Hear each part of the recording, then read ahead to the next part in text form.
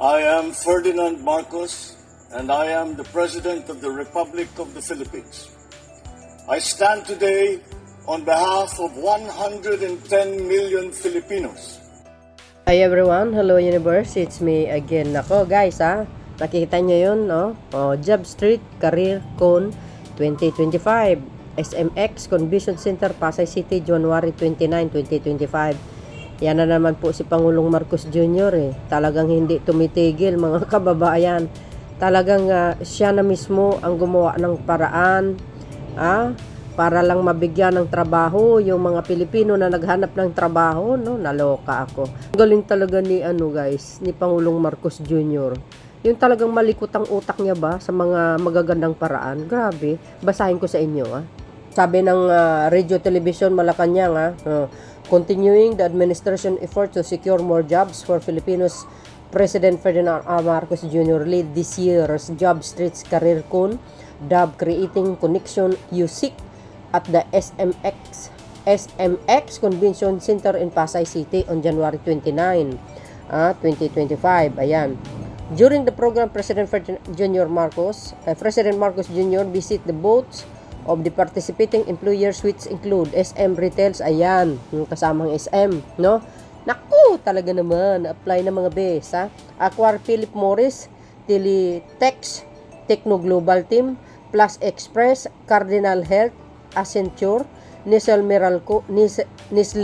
ayan, Meralco, Petron, Metrobank, JP Morgan, Chase, and Federal Lands, among others. Uy, wow, grabe, malalaking kumpanya. Naku, pagkakataon nyo na yan, apply na kayo. Oy, 20, kauna-unahang to guys, job street, no? Job fair, ika nga. Kaya abangan nyo po ang Pangulong Marcos Jr. Okay. See? Sabi po dito guys, tuloy. Organized by Job Street by SEEK Philippines in partnership with the Department of Labor Employment, ayan, which is ang Doli National Capital Region, Doli NCR, Pasay City Public Employment Service Office, ayan, PISO, and the DOL Bureau of Local Employment, BLE.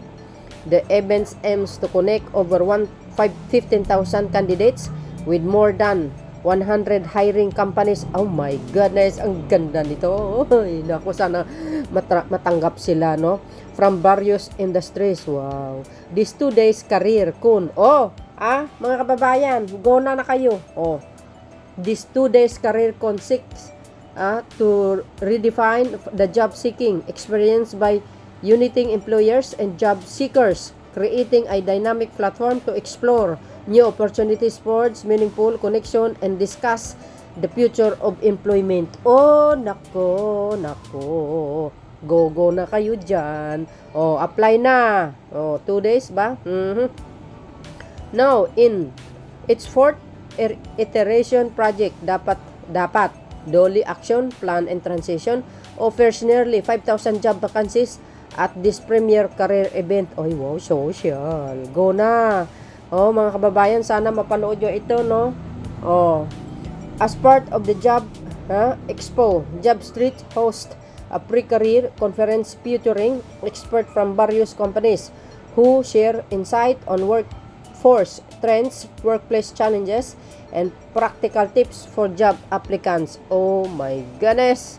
Gora na kayo mga bes, Dole NCR also feature in one-stop shop, ayan, to assist job seekers in completing the requirements. Participating agencies in the OS include the Social Security System, ayan, Philippines Health Insurance Corporation, which is ang PhilHealth, Pag-ibig Fund, National Bureau of Investigation, Technical Education and Skill Development Authority, TISDA, Philippine Statistic Office, PCSA, Pocketbook, Advertising and Corporation, marami pang iba yan. Wow! Social. Ayan mga kababayan. Baka baka may free kayo, go na. Maghanap kayo ng trabaho, go na. Apply na. Sa mga taga Maynila, mga kababayan, gora-gora na kayo dyan. So, yun mga best, para kumpleto detalyado, panoorin nyo po ang mensahe po ni Pangulong Marcos Jr. dito. Okay? See you again on my next upload video. Ayan. Eto na.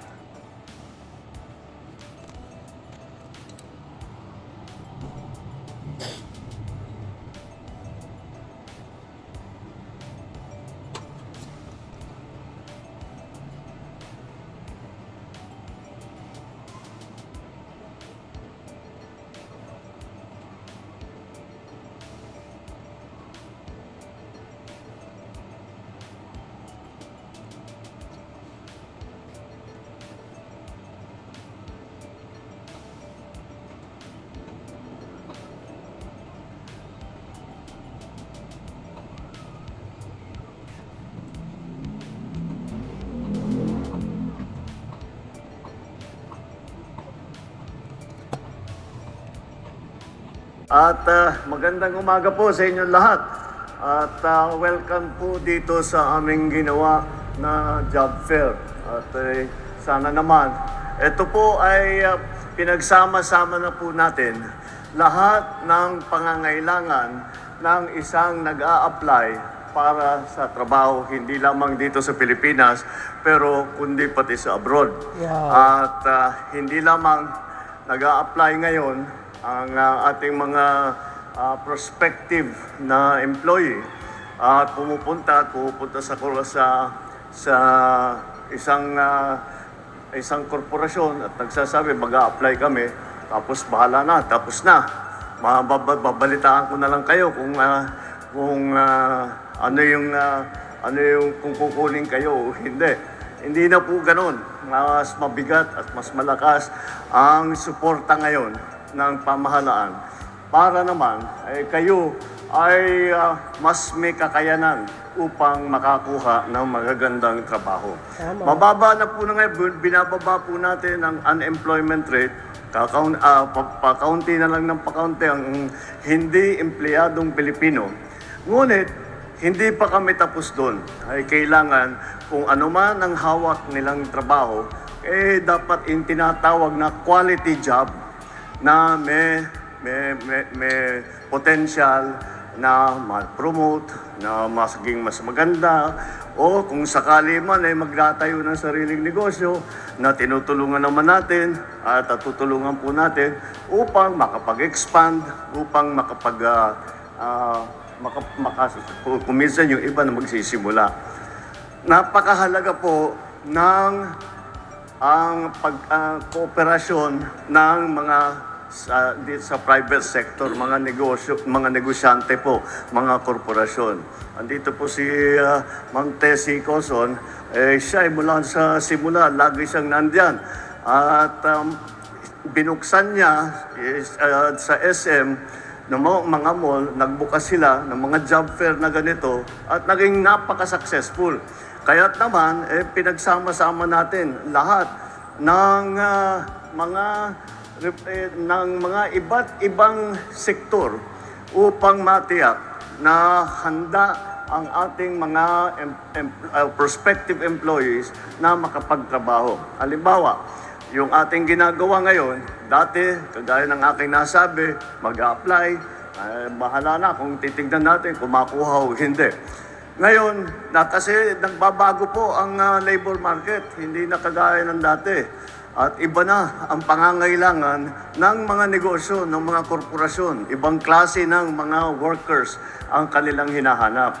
Kaya't naging mahalaga yung tinatawag po na reskilling na binibigyan po natin ng bagong kakayahan o upskilling, pinapagaling pa natin doon sa kanilang ginagawa na.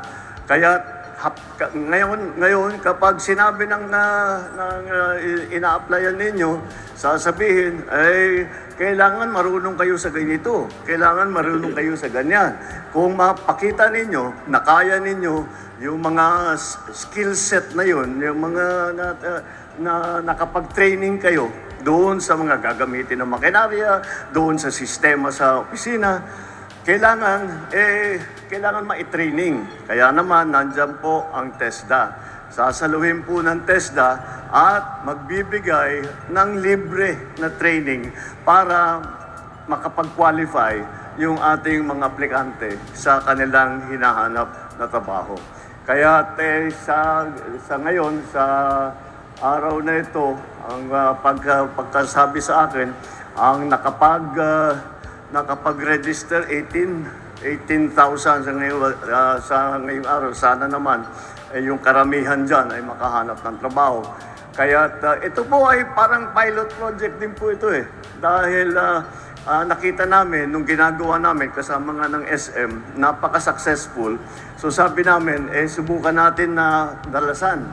Kaya ito medyo pilot project ito. Kung maganda ang maging resulta, ang plano talaga namin ay gagawa kami ng ganito ng isang ganito bawat buwan para mapuntahan. At hindi lamang dito sa Maynila, kung hindi sa iba't ibang lugar din. Wow. At para naman kahit na hindi na kailangan mapunta dito sa Manila, sa NCR, at puntahan natin yung mga nais mag-apply sa iba't ibang probinsya sa labas. Kaya po, pagka nakita natin na marami tayong nailagay, na ipwesto sa magagandang trabaho, yung aking nabanggit na mga quality jobs, kapag nakita natin, pagpatuloy po namin itong programa ito para lahat naman ng ating mga kababayan ay mabigyan ng pagkakataon upang makahanap ng magandang trabaho para sa kanilang hanap buhay, para sa kanilang pamilya, at kasama na rin dyan para sa Pilipinas. Kaya maraming salamat po sa inyo, sa inyong lahat, sa inyong pagkilahok dito sa aming job fair. At good luck sa inyo na makahanap ng magandang trabaho dito sa job fair namin. Magandang umaga at maraming salamat sa inyo lahat. O, di ba guys? Tingnan nyo, pagpasok ng 2025, naglika kaagad ng job street career con, job fair sa mga gustong magtatrabaho.